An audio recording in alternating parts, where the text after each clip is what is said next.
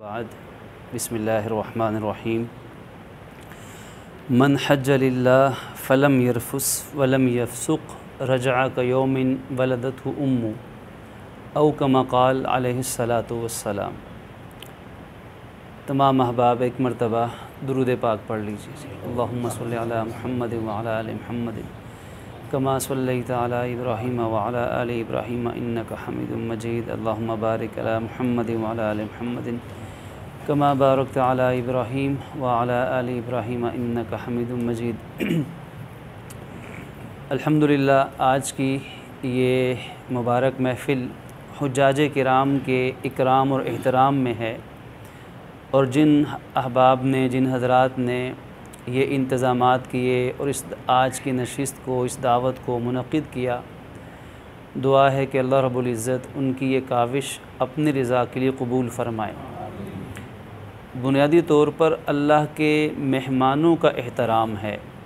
अल्लाह के मेहमान भी वो जिनको अल्लाह रब्बुल इज़्ज़त ने अपने घर बुलाया, अपने घर बिठाया, अपने घर फिराया, अपने घर में खिलाया पिलाया और अपने घर में उनकी मुनाजात को सुना, कबूल फ़रमाया।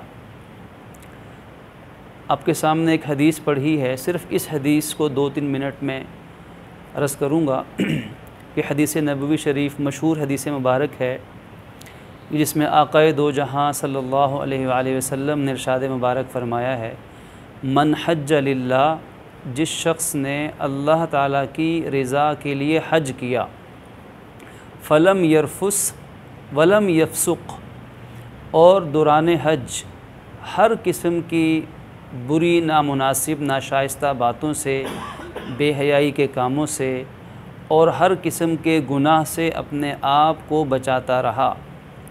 रजअ कयौमिन वलदतहु उम्मु, हज करके वो वापस ऐसे लौटेगा गोया कि आज ही उसकी माँ ने उसे जना है, यानी वो शख्स गोया कि आज ही दुनिया में पैदा हुआ है। और ये बात हम सब जानते हैं कि नौ मौलूद बच्चा जो आज ही पैदा हुआ हो तो उसके नामे आमाल में कोई गुनाह नहीं होता, नेकी भी कोई नहीं होती और गुनाह भी कोई नहीं होता। लेकिन यहाँ फ़र्क यह है कि जो हज करके अल्लाह के घर से आएगा, अल्लाह के नबी सल्लल्लाहु अलैहि वसल्लम की इस बशारत के मुताबिक, तो उसके नामे आमाल में नेकी के सिवा कुछ नहीं होगा। यानी उसकी अगर ख़ताएँ होंगी भी तो अल्लाह ताला वो मुआफ़ फरमाएंगे, और वो ये मुशाबहत सिर्फ़ गुनाहों के ना होने के एतबार से है, नेकी के एतबार से नहीं है। वो नौमौलूद बच्चा, उसके नामे आमाल में गुनाह कोई नहीं तो नेकी भी कोई नहीं है, इसलिए कि मुकल्लफ़ ही नहीं है। जब तक बच्चा नाबालिग है तो उलमा का ये मसला है, ये शरीयत का, कि नाबालिग बच्चे की सारी नेकियां माँ बाप या सरपरस्त, अगर माँ बाप नहीं तो माँ बाप या सरपरस्तों के नामे आमाल में लिखी जाती हैं। नाबालिग बच्चा नमाज़ पढ़ता है, तिलावत करता है, सच बोलता है, कुरान हिफ्ज़ करता है, कोई भी अच्छा काम, नाबालिग बच्चे की सारी नेकियों में वो खाता, बैंक बैलेंस माँ बाप का है। तो अब ये नौमौलूद बच्चा जिसके नाम आमाल में ख़ता तो कोई नहीं, लेकिन नेकी भी कोई नहीं, लेकिन हाजी साहब जो वाकई हाजी कहलाने के लायक होगा, वो देखा जाए तो उस नौमौलूद बच्चे से ज़्यादा पाक और साफ़ है कि नेकियां बेशुमार हैं और ख़ता अल्लाह ताला ने सारे माफ़ फरमा दी हैं। तो ये बहुत बड़ी बशारत है। इसलिए हर मुसलमान के ज़िम्मे कि ज़िंदगी में जिसको अल्लाह ने इस्तिताअत दी है, कम अज़ कम ख़र्चा जिसके पास इस्तिताअत हो, वो ज़िंदगी में एक मरतबा ज़रूर हज कर ले। आज की इस नशिस्त में, इस महफ़िल में जिन हज़रात ने इंतज़ाम किया, उनके लिए बात बड़ी सदका जारिया बन जाएगी अगर हम एक चीज़ यहाँ से लेके चले जाएँ, वो ये कि जिनका फ़र्ज़ हज अदा हो गया अल्हम्दुलिल्लाह, अब हमारे ज़िम्मे ये भी फ़र्ज़ है, ये भी दीन की दावत का हिस्सा है कि हम अपने ख़ानदान में देखें कि ऐसे लोग, मर्द व ख़वातीन के जिनके ज़िम्मे हज फ़र्ज़ है लेकिन अभी तक नहीं किया, तो हम उनकी भी फ़िक्र करें और उनको भी दावत दें कि तुम साहिब इस्तिताअत हो, फ़िक्र दिलाएँ, दुआ मांगें कि अल्लाह उनको तौफ़ीक भी दे दे, अमली तौर पर भी, कि ज़िंदगी में कम अज़ कम एक मरतबा हज फ़र्ज़ कर लें। क्योंकि जिस पे हज फ़र्ज़ है और ज़िंदगी में हज किए बग़ैर मर जाए, मौत का कोई वक्त मुतय्यन किसी को मालूम नहीं, अल्लाह के इल्म में है, अगर बग़ैर हज किए मर गया, हज फ़र्ज़ था, तो फिर दूसरी हदीस में बड़ी शदीद वईद है कि जिस शख्स ने हज फ़र्ज़ नहीं किया और वलम यमना हाजतुन ज़ाहिरा औ मरज़ुन हाबिस औ सुल्तानुन जाइर औ कमा क़ाल, कोई रोकने वाली माजूरी बीमारी नहीं थी, कोई बहुत बड़ी रुकावट नहीं थी। जैसे कोरोना के दिनों में बहुत बड़ी रुकावट थी कि हज पे जाने का इम्कान ही नहीं था उस वक्त, और कोई ज़ालिम बादशाह ने भी नहीं रोक रखा। फ़लम यहुज, और फिर भी उसने हज नहीं किया, तो फ़ल यमुत इंशा यहूदियन और नसरानिया, अब चाहे माज़अल्लाह वो यहूदी की मौत मरे, चाहे ईसाई की मौत मरे, यानी अल्लाह को इसके ख़ात्मे बिल ईमान की अब कोई परवाह, ये अल्लाह की रहमत की कोई फ़िक्र इसमें नहीं होगी माज़अल्लाह। तो इसलिए पहली चीज़ तो ये है कि अपना हज फ़र्ज़ हो गया तो इस पर शुक्र है, और बाकी अपने गिरदो नवा अपने हलक़े में जिन पर हज फ़र्ज़ है उनको फ़िक्र दिलाना ये हमारे ज़िम्मे ये भी फ़र्ज़ है, क्योंकि जो हज करके आ गया उसकी दावत का और असर है, और जिसने नहीं किया उसकी दावत का और असर है। तो हाजी के ज़िम्मे अपना हज तो हो गया, औरों के हज की फ़िक्र इसके ज़िम्मे है। और ये भी देखा गया है कि जो औरों के हज की फ़िक्र करता है ना, तो अल्लाह ताला उसको बार बार तौफ़ीक़ अता फ़रमा देते हैं, क्योंकि इसका ताल्लुक़ महज़ सियासी असर व रसूख़, महज़ दौलत और महज़ अख्तियारात पे नहीं है, ये अल्लाह ताला की तौफ़ीक़ और अता से है। बड़े बड़े मालदार लोग ज़िंदगी में एक दफ़ा नहीं जा सकते, और बड़े बड़े गुरबा गरीब तरीन लोग वो अल्लाह ताला उनको कई बार तौफ़ीक़ दे देता है। तो जब औरों के हज की फ़िक्र होगी तो इस फ़िक्र करने वाले के लिए अल्लाह ताला हाज़री का गैबी बंदोबस्त भी करेंगे इंशाअल्लाह। दूसरी बात ये कि हज के बाद ज़िंदगी कैसे गुज़रे, बस जैसी हज के दौरान गुज़री थी, ये अक्सर ही हज्जाज पूछते हैं कि हज के बाद ज़िंदगी कैसी होनी चाहिए, बस जैसी हज के दौरान गुज़री है।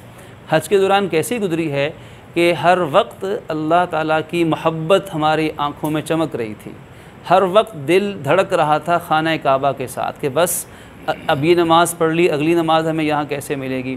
एक नमाज के बाद दूसरी नमाज की फ़िक्र, अपने दोस्तों का इकराम, अपनी नज़रों की हिफाजत, लुक़मा खा रहे हैं तो फ़िक्र है कि ये हलाल होना चाहिए, कहीं हज ख़राब ना हो जाए। फिर पाबंदियाँ हैं, जो चीज़ें मना हैं, हराम हैं, उनसे हाजी कोसों दूर होता है। कई दफ़ा हुज्जाज किराम ने छोटी ये मसला आम है, यानी ये ऐसा एक समझ लें कि कॉमन मसला था हज के दौरान कि हर हाजी पूछता है कि जी जूता कैसा होना चाहिए। शायद ही कोई हाजी है जिसने ये मसला ना पूछा हो, क्यों कि कहीं अल्लाह ने एक चीज़ मना की है, हमसे वो गलती ना हो जाए।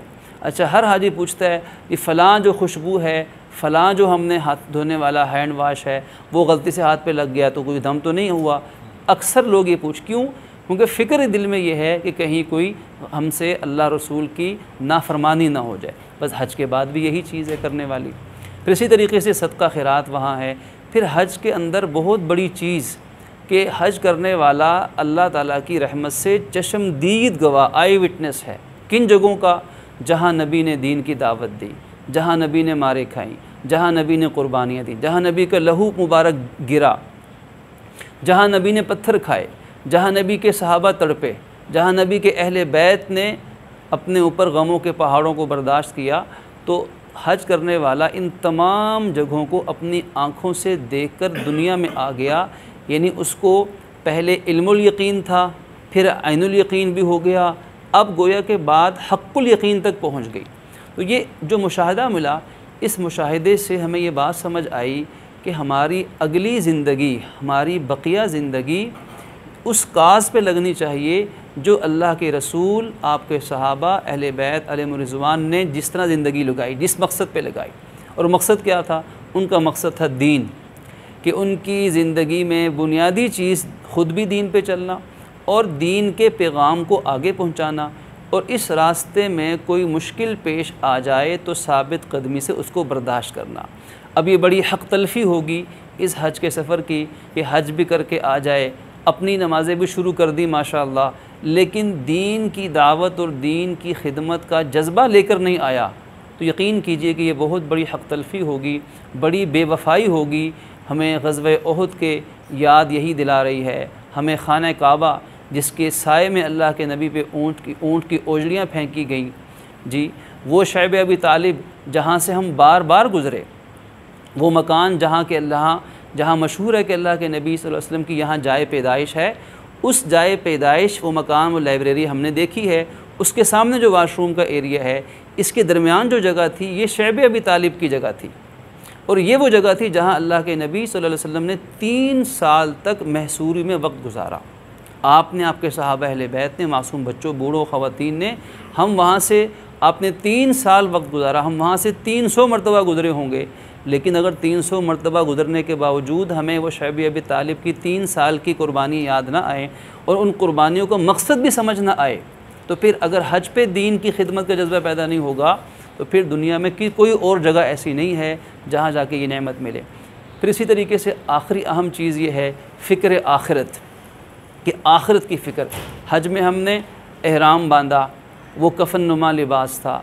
हज में हमने मैदान अराफ़ात में हाज़िरी पेश की। ये मैदान अराफ़ात की हाज़िरी असल में ये यौम महशर, क़यामत के दिन की हाज़िरी की तरह थी। तो ये सब चीज़ें हमें फ़िक्र आखिरत को याद दिला रही। तो दिल के अंदर एक फ़िक्र और तड़प अपनी मौत की और अपनों की फ़िक्र कि वो मरने के बाद ज़िंदगी कैसे, क्या बनेगा, फ़िक्र आखिरत नसीब हो जाए। फिर इसी तरीके से फ़िक्र आखिरत, दीन पे चलना, दीन की दावत, ये सब कुरान और हदीस के मुताबिक हो जाए। कि अल्लाह के नबी सल्लल्लाहु अलैहि वसल्लम ने खुतबा हज्जतुल विदा के अंदर फरमाया कि मैं तुम्हारे दरमियान 2 चीज़ें छोड़ के जा रहा हूँ, एक कुरान और एक तुम्हारे नबी की सुन्नत मुबारका। तो कुरान और सुन्नत, सहाबा और अहले बैत, इनको अपनी ज़िंदगी का इमाम, अपनी ज़िंदगी का पेशवा, अपनी ज़िंदगी का रहनुमा बना लिया जाए। तो इंशाअल्लाह ये हमारा जो हज का सफ़र है, ये अल्लाह ताला इसको कबूल भी फ़रमाएँगे और ये आइंदा हमारे लिए और औरों के लिए भी बार बार हाज़िरी का इंशाअल्लाह सबब बनेगा। फिर जहाँ कमी रह गई बहसीयत इंसान, वहाँ इस्तिग़फ़ार सारी ज़िंदगी करते रहना। हमारे उस्ताद फरमाया करते थे कि हिफ़्ज़ करना मुश्किल नहीं, हिफ़्ज़ को संभालना मुश्किल है। बच्चा हिफ़्ज़ कितने सालों में करता है? 1 साल वाले में भी हैं ऐसे बच्चे जो 6 माह में जिन्होंने हिफ़्ज़ किया, 3 माह के अंदर भी हिफ़्ज़ करने वाले। हमारे बाद बुज़ुर्गों में 1 महीने में भी हिफ़्ज़ किया। हज़रत मौलाना कासिम नानोतवी रहमतुल्लाह अलैह के बारे में आता है कि हज के सफ़र पे जा रहे थे, समंदरी सफ़र था, बहरी जहाज़ में है सब। अब जब रमज़ान का महीना, अब पूछा जी कि कोई है हाफिज़ पूरे जहाज़ में, तो एक हाफिज़ नहीं था। अब रमज़ान में रात को तरावी सुनानी है, पूरे जहाज़ में मसला बन गया कि पूरे बहरी जहाज़ में एक हाफिज़ भी नहीं है, तो तरावी कौन पढ़ाएगा। मौलाना कासिम नानोतवी रहमतुल्लाह ने सुना, ये तो बड़ी अजीब बात है। तो उन्होंने अल्लाह से मांगा कि या अल्लाह, मैं सुनाऊँगा तरावी, तो मुझे याद करने की तौफ़ीक़ दे दे। वो रोज़ाना फरमाते हैं कि मैं सुबह बैठता और इशा की नमाज तक 1 सिपारा रोज़ याद कर लेता और फिर तरावी में 1 पारा सुना देता। यूँ 1 महीने में उन्होंने कुरान हिफ्ज़ करके तरावी में सुना भी दिया। तो कुरान को जैसे याद करना आसान है, संभालना मुश्किल है। इसी से हम ये बात समझें कि शायद हज करना आसान है, हज के बाद हज के आमाल को संभालना मुश्किल काम है। कि ये जो हज की नेकी है, ये कहीं दिखलावे का चोर इसको चुरा के न ले जाए, कहीं तकब्बुर की दीमक इसको चाट ना जाए और कहीं माज़अल्लाह गुनाहों का अज़दिहा इस हज को निगल ना जाए।